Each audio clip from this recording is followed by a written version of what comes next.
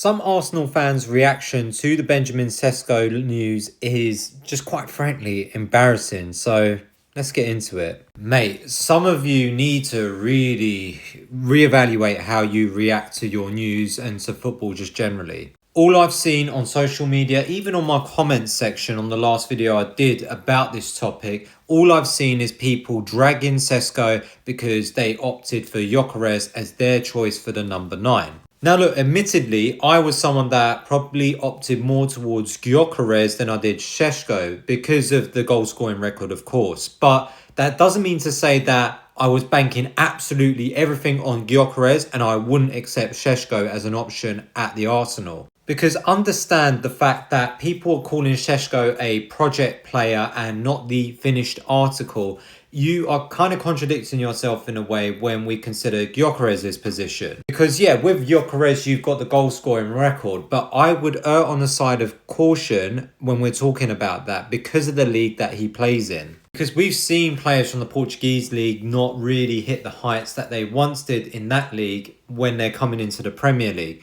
Just ask Chelsea about that one.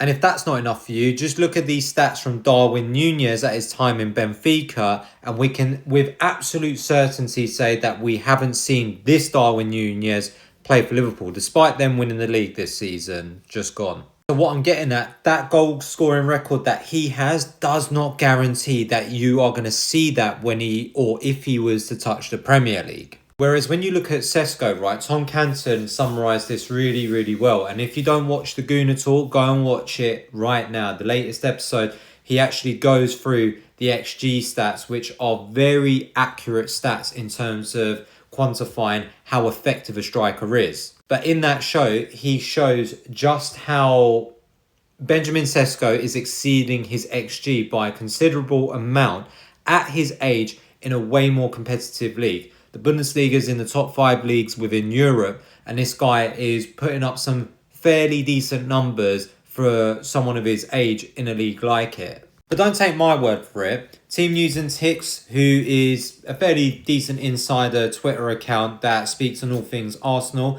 mentions actually when Andrea Berto looked at all of what was needed to be looked at in terms of who to go for the number 9, he reached agreement with Arteta that Sesko is probably the priority.